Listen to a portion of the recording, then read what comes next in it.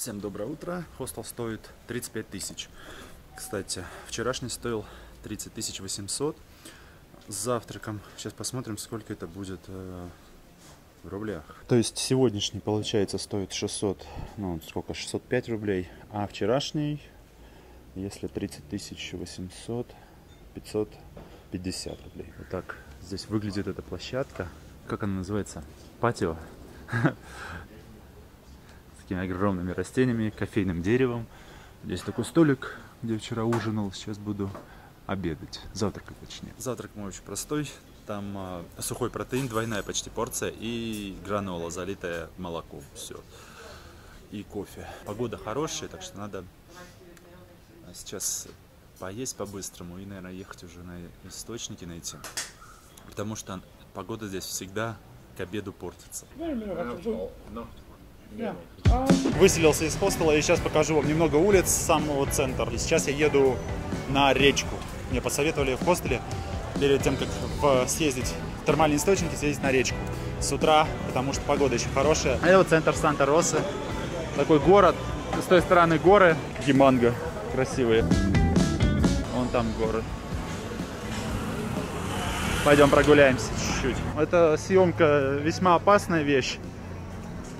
Тем более город, который я совершенно не знаю, какие районы здесь, где что, где можно, где нельзя. Но на свой страх и риск. Надо купить хотя бы пару бананов в дорогу. Может быть, эмпанадос еще, чтобы поесть.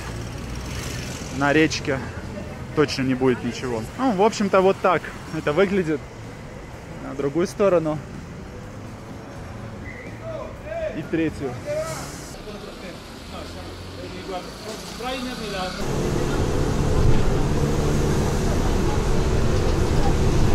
Ну что, ребят, я только что доехал, время где-то 12:30. Вот возле этих ворот красных мне сказали, в хостеле выйти нужно. Смотрю, там уже начинаются дождики, собираются, поэтому у меня времени не так много. И здесь примерно километр прогуляться нужно будет до речки. Ну, прям сказали, очень классно. Вот я сейчас вместе с вами прогуляюсь, наверное, даже отключаться особо не буду, может, что-нибудь поговорю. Посмотрим природу местную.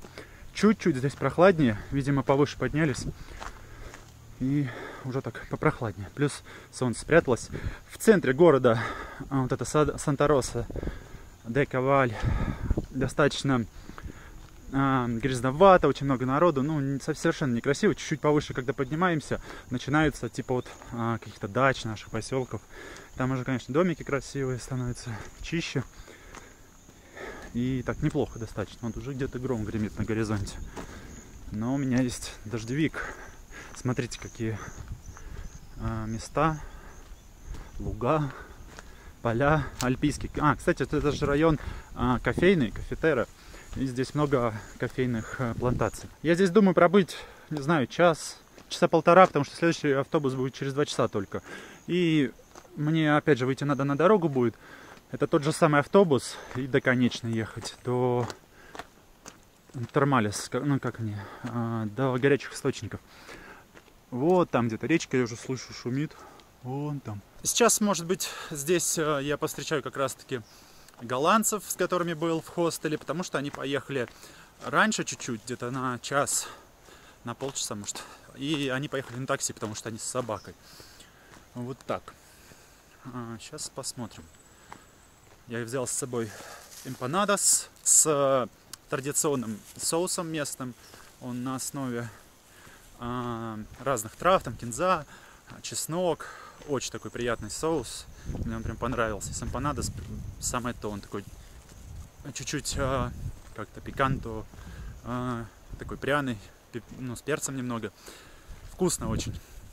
Плюс здесь эмпанадос стоит всего лишь 1 милю за эмпанадос.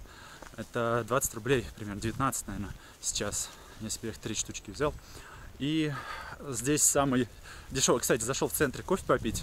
Не помню, снимал, не снимал, наверное, не снимал. Это самый дешевый комбо кофейный. То есть, ну, иногда выходишь где-то прогуляться и всегда берешь там чашку кофе, и какой-нибудь кусок этого торта, пирога.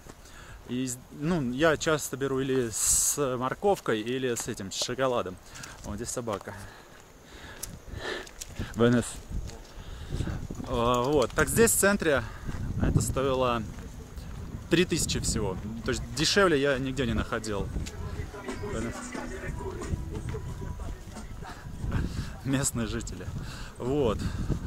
3000 это сколько получается? Меньше 60 рублей, короче. И вот так. Дешевле, говорю, нигде не находил. Это самая дешевая цена. Вот Ренат, с которым мы снимали видео, влог делали, он, по-моему, в Медежине где-то находил за 3500. Обычно это стоит в районе, ну, в Медежине, я не знаю, ну, 10 тысяч, чуть больше, чтобы вы понимали разницу. Вот так. Что-то стрекочет. Кстати, очень похожи звуки и на лягушек, и на сверчков. Может быть, и то, и другое. Еще не сильно их различаю. А где-то там уже тучки, он гром гремит. Каждый день, мне говорят, здесь дождь. Каждый день. Каждый. Поэтому здесь все такое зеленое. Потому что дожди постоянно льют. Так. Лопухи вот такие огромные. Смотрите. Вон туда вниз. Бамбуковая роща. Вон ребят с гитарой тут на великах. У нас какой-то мостик там.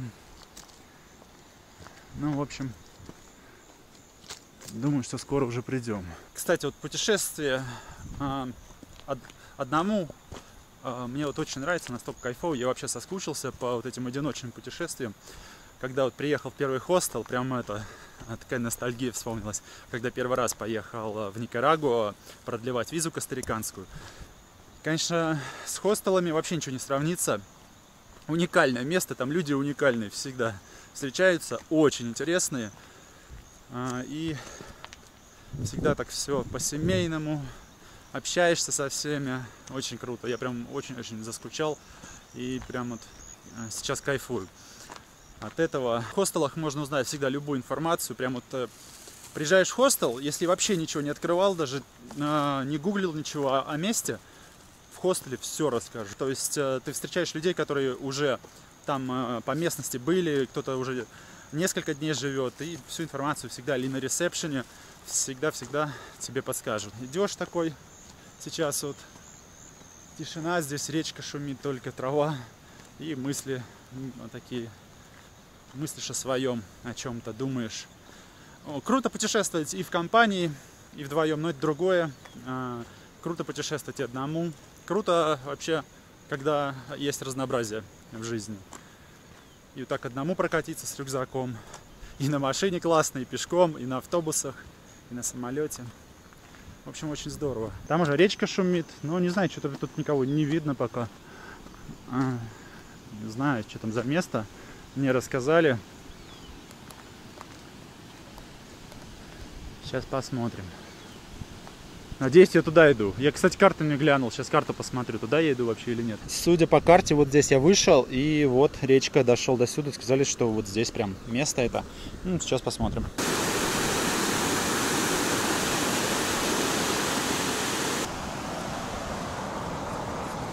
Смотрите, вот сейчас 12:45, ну, где-то 10 минут я иду. В половину я приехал, значит, через 2 часа мне надо быть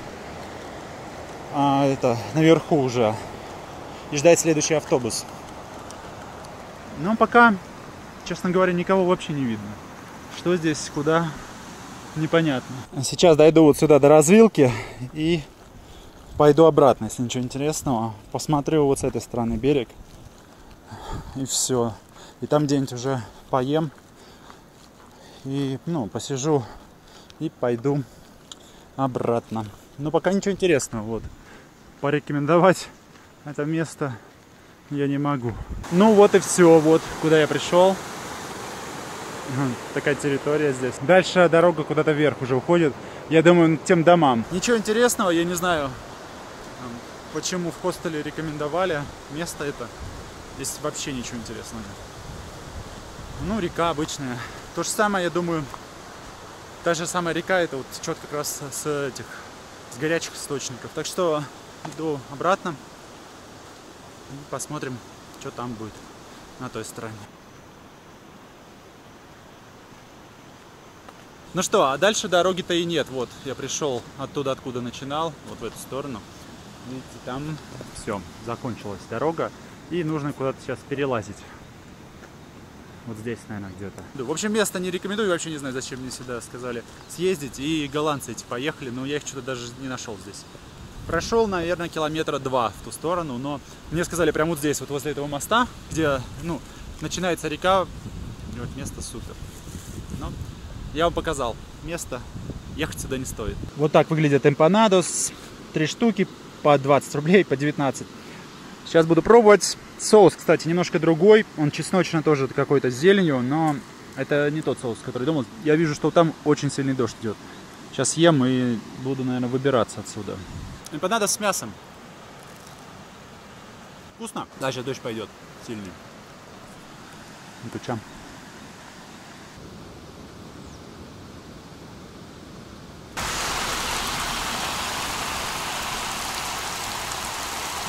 Стою уже почти 2 часа, автобуса нет. Весь промок, сейчас покажу. Все ноги мокрые. Бамбук уже не спасает, здесь такой ливень начался конкретный.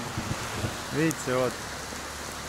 Сейчас будет как раз вот 2 часа через 10 минут. Надеюсь, что автобус приедет. Я уже весь мокрый. Не знаю, как сохнуть. Ну что, вроде добрался. Парковка есть. Вот так здесь все выглядит. В общем, я прошел.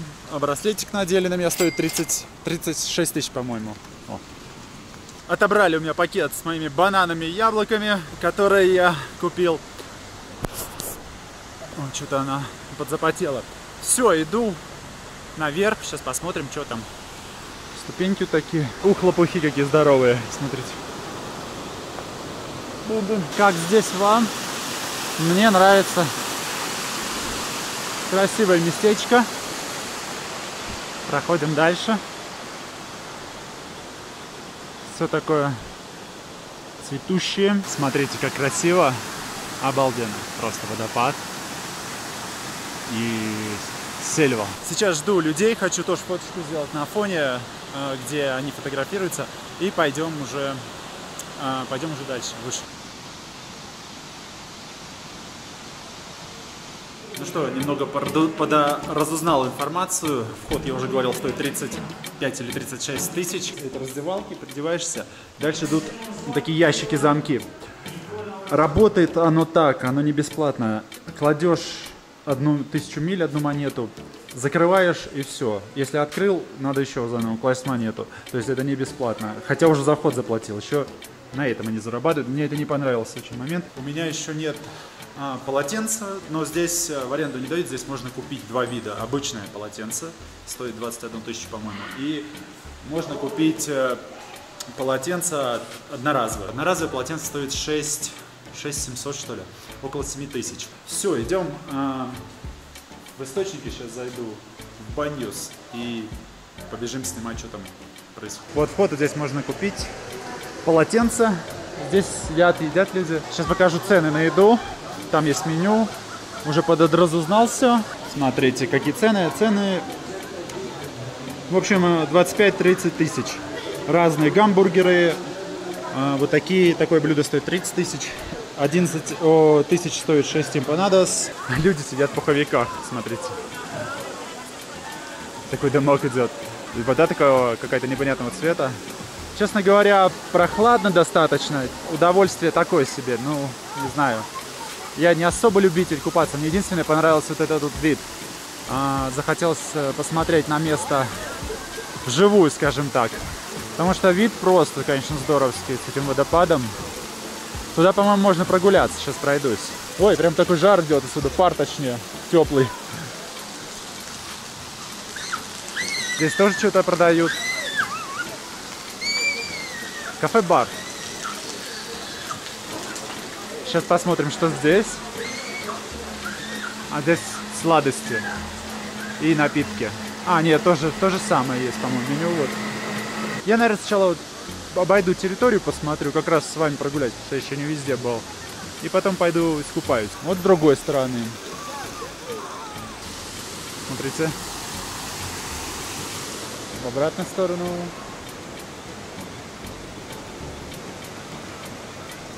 Красиво. Но искупаться не получится, здесь нет воды.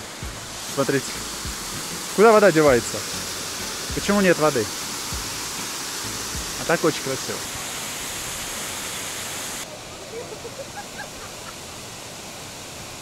Продолжаем нашу экскурсию. Вот он водопад. Вот он я с водой. Честно говоря, не знаю, откуда тут горячая вода.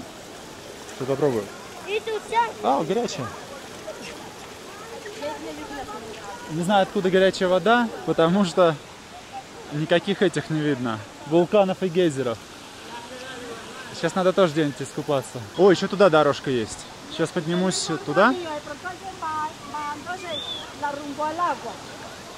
И полезу купаться тогда. Аккуратно перешагиваем по ступеням. Такое ощущение, что это огромный лук. Знаете, когда он это летом цветет? Примерно такие шапки. Только просто гигантский. Гигантский лук. Так, идем дальше. Посмотрим, что там есть у нас. Куда она все выше, выше. Сейчас панораму покажу. Поднимусь. И засниму как раз. Грязновато только тут. Обзорочка всего места. Места на самом деле немного. Сейчас пойду искупнусь. 37,6. В этих, да, двух одинаковая температура по 40, а здесь что-то меньше, он сказал 37,6. Сейчас, ладно, залезу, попробую. Здесь глубоко. Такое ощущение, что здесь не 37,6, а больше. Градусов 50, блин. Не, вода горячая. Нормально. Здесь тепло сразу становится.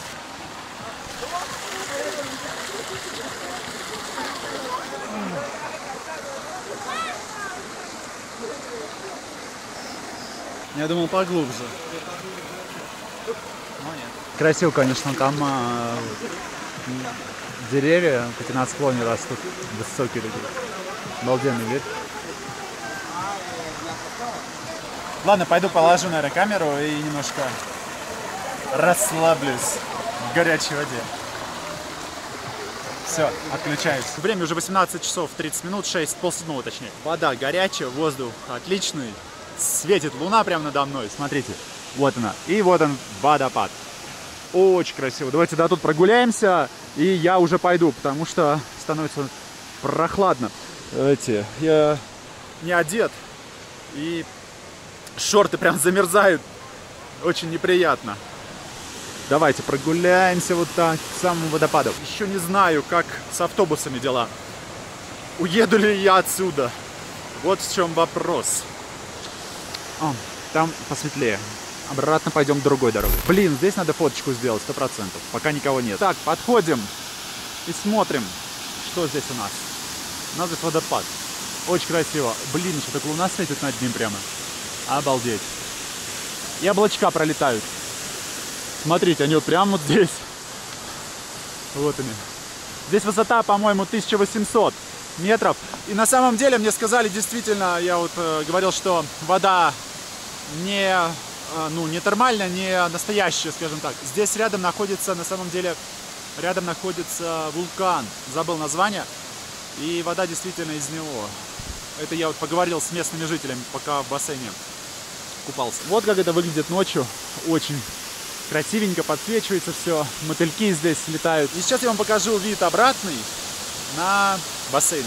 И пойдем уже. Я тогда пойду переодеваться, и пора уезжать отсюда. Смотрите. Вот такой вид. Так, а где другая дорожка? Что-то я не понял. А, другая дорожка вообще... До нее не добраться, что ли? О, нет, через речку я не пойду, она холодная. Кстати, вон там люди фотографируются еще в водопаде. Напоследочек кадров с красивой девушкой. Фотосессия. Очень понравилось. Прям рекомендую. Конечно, классно с компанией. Одному поваляться, ну, такой себе. Приезжают большими компаниями, прям семьи, они огромные, человек по, я не знаю, 15. И все плещутся, смеются. Конечно, здорово. Эти колумбийцы молодцы, так же, как костариканцы, они семьями вот выбираются, прям всеми поколениями сразу. Очень весело. О, здесь народу. Слушай, еще больше. Я сейчас все-таки попробую воду ногой, хотя бы залезу сюда. Смотри, здесь сколько народу. Здесь гораздо больше. Ну, по ощущениям, честно говоря, не намного она теплее. По-моему, то же самое. Так, вроде мой номер. Сейчас надеюсь, что откроется. О, есть! Вот что меня ждет. Грязные ботинки, мокрая одежда. В общем, веселой дороги. Пошел одеваться. Кстати, сейчас вот время 7 часов примерно. Я уже вот оделся, вышел и смотрю, люди еще подходят. То есть, что-то я не спросил, до скольки работает это все дело. Но там ночью достаточно красиво.